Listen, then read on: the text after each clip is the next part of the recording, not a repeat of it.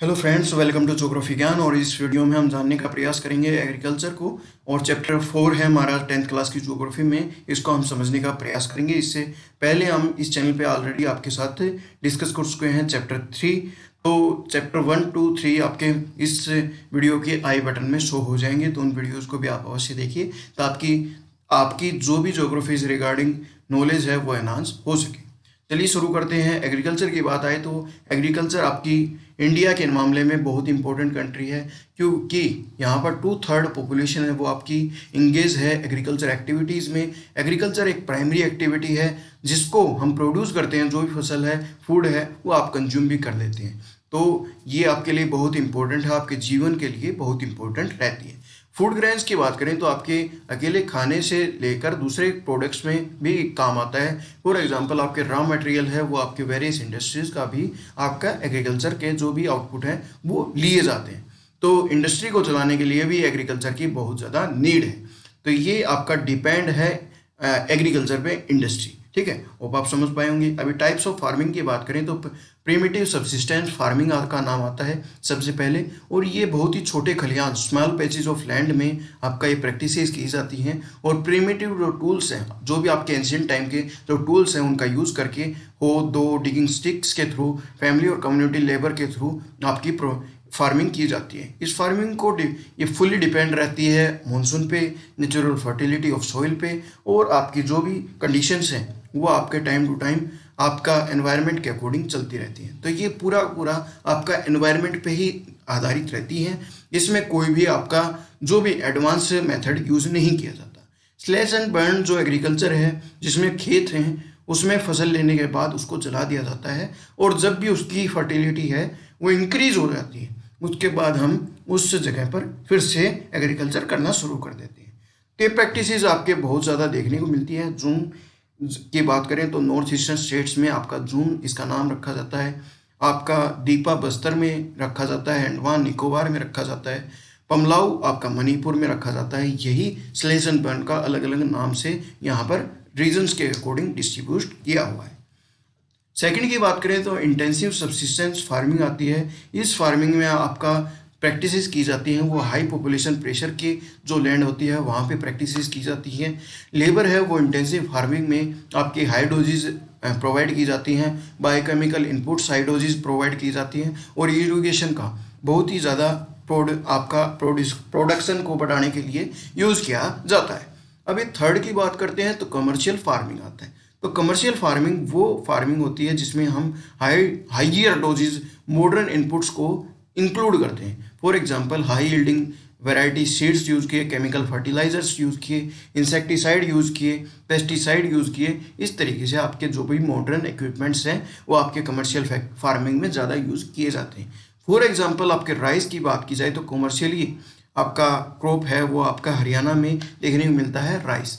तो ये होप आप 3 टाइप की जो भी एग्रीकल्चर या फार्मिंग देखने को मिलती है वो आप समझ पाए होंगे। अभी क्रॉपिंग पैटर्न की बात करते हैं तो क्रॉपिंग पैटर्न आपका डिपेंड करता है उस जगह की कैसी फिजिकल डाइवर्सिटी के अकॉर्डिंग डिपेंड करता है, क्योंकि कहीं आपका लैंड है वो आपकी बहुत ज़्यादा प्लेन्स मिलते हैं, कहीं आपकी माउंटेन्स मिलते हैं, कहीं प्लेट्यू मिलते हैं, कहीं कोस्टल प्लेन्स मिलते हैं। तो इस तरीके से आपके इंडिया में बहुत ही डाइवर्सिटीफाइड आपकी लैंड मिलती है, आपका फिजियोग्राफी डिवीज़न मिलता है। राइट। अभी इंडिया की कॉन्टेक्स्ट की बात करें तो 3 क्रॉपिंग सीजन्स मिलते हैं, रबी, खरीफ एंड जायद। अभी एक एक को समझने का प्रयास करते हैं। रबी की बात करें तो ये विंटर में जो विंटर सीजन है, सर्दी के समय आपके अक्टूबर और दिसंबर में आपका इसको सोन किया जाता है, इसको बोया जाता है और हार्वेस्ट कर लिया जाता है आपके समर्स में अप्रैल और जून के महीने में। कुछ इंपॉर्टेंट रबी क्रॉप्स की बात करें तो वीट, बार्ले, ग्राम, मस्टर्ड आपकी देखने को मिलते हैं रीजन वाइज। खरीफ की बात करें तो खरीफ आपके ऑनसेट ऑफ मॉनसून पे बोया जाता है डिफरेंट पार्ट ऑफ कंट्री, और हार्वेस्ट कर लिया जाता है आपकी सितंबर टू अक्टूबर। तो ये आपका पीरियड रहता है खरीफ सीजन। तो इम्पोर्टेंट क्रॉप्स की बात करें तो इसमें पैडी, मेज, ज्वार, बाजरा ये आपके इम्पोर्टेंट क्रॉप्स रहती हैं। अभी हम बात आती है ज़ैद। तो ज़ैद आपका जो रहती है ये आपकी रबी और खरीफ के बीच में फसल देखने को मिलती है। ये रबी और खरीफ सीजन होता है, उसके बीच में जो भी गैप रह जाता है, शॉर्ट सीजन रह जाता है, उसमें हम ये फसल उगाई जाती है। जैसे वाटरमेलन हुआ, कुकुम्बर हुआ, वेजिटेबल हुआ या फूडर क्रॉप्स हुआ। जैसे जवार हुआ, ये आपकी क्रॉप्स उगा ली जाती हैं ताकि आपके इस टाइम को यूटिलाइज किया जा सके। होप आप समझ पाए होंगे 3 टाइप्स ऑफ।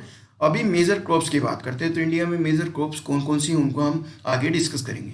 राइस की बात करें तो आपकी मेजोरिटी आपका फूड है वो राइस रहता है, मेजोरिटी ऑफ पॉपुलेशन का, पीपल का सेकंड लार्जेस्ट प्रोड्यूसर भी हैं इस वर्ल्ड में। और खरीफ क्रॉप की बात करें तो इससे ये खरीफ क्रॉप है और हाई टेम्परेचर भी इसकी नीड है। 25 डिग्री सेल्सियस से अबो इसको टेम्परेचर की नीड है। हाई ह्यूमिडिटी होनी चाहिए। एनुअल रेनफॉल भी 100 सेंटीमीटर से अबो होनी चाहिए। लेस रेनफॉल की जगह पर अगर इरिगेशन फैसिलिटीज अच्छी हैं तो वहाँ पे उगाया जा सकता है। असम की बात करें, वेस्ट बंगाल और उड़ीसा में, तो आपकी 3 क्रॉप्स ऑफ पैडी उगाई जाती हैं, ग्रोन की जाती हैं इन ए ईयर। सिंगल ईयर की बात यहाँ पे कह रही हैं। तो अमन, ओस, बोरो, ये आपकी 3 टाइप्स ऑफ राइस वैरायटी मिलती हैं, पैडी वैरायटी मिलती हैं। अभी आपका जो लैंड है, ये आपका जो भी मेजर और जो माइनर एरिया है, ये आपका पूरा का पूरा आपका पैडी का एरिया है। तो पैडी रीजन यहाँ पर उगाया जाता है। जो भी स्टेट्स पड़ते हैं इस रीजन में वो आप आइडेंटिफाई कर लें। अभी वीट की बात करते हैं, तो वीट आपका नॉर्थ और नॉर्थ वेस्टर्न पार्ट के लिए बहुत ही इंपॉर्टेंट आपकी वैरायटी है, फूड है। ये 50 to 75 सेंटीमीटर एनुअल रेनफॉल में उगाया जा सकता है। इसको लिए आपकी रिक्वायरमेंट इनकी बात करें तो कूल एंड ग्रोइंग सीजन होना चाहिए, ब्राइट सनशाइन होना चाहिए आपके हार्वेस्टिंग के टाइम या राइपनिंग के टाइम। तो जब भी आपका ये जो भी आपका वीट है, जब टाइम पकने का आता है, राइपनिंग का टाइम आता है, तो अच्छे से सनशाइन होना चाहिए। ये आपका जो रीजन है, ये रीजन आपका पूरा का पूरा इस वीट रीजन कहा जा सकता है। तो वीट इस रीजन में उगाया जाता है। अभी हम मिलेट्स की बात करें तो मिलेट्स में आपका ज्वार, बाजरा, रागी इम्पोर्टेंट मिलेट्स हैं इंडिया में। जो इसकी रागी हुआ, ज्वार, बाजरा, ये आपकी इम्पोर्टेंट रहती है। ज्वार की बात करें तो ज्वार का जो प्रोड्यूसिंग स्टेट्स हैं वो महाराष्ट्र, कर्नाटका, आंध्र प्रदेश और मध्य प्रदेश।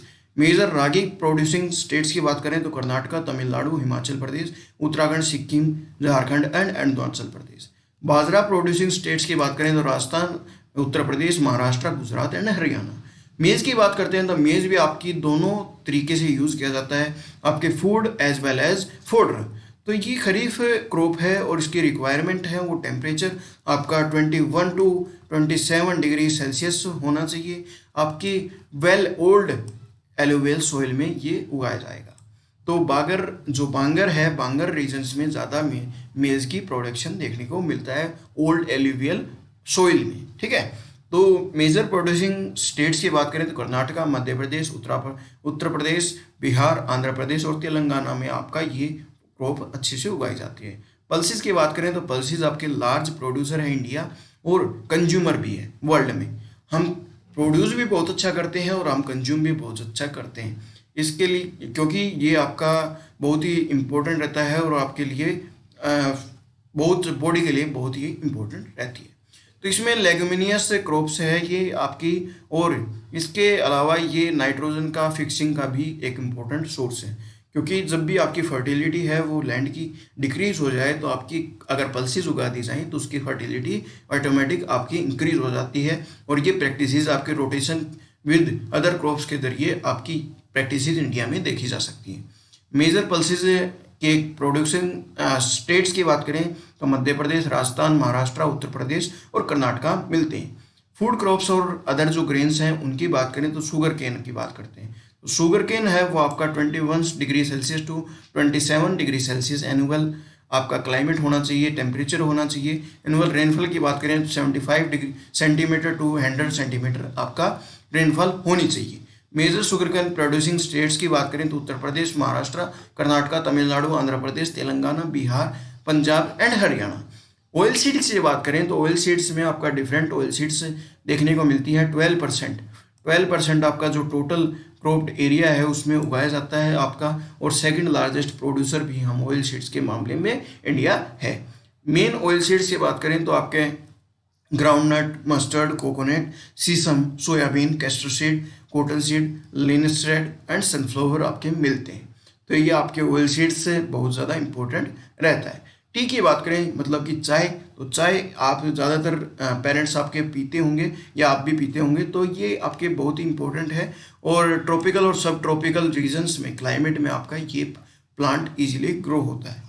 ये आपका वेल ड्रेन्ड, इसको सोइल की ज़रूरत है, फर्टाइल सोइल की ज़रूरत है, रिच इन ह्यूमस होना चाहिए, ऑर्गेनिक मैटर्स भी आपकी अच्छे होने चाहिए।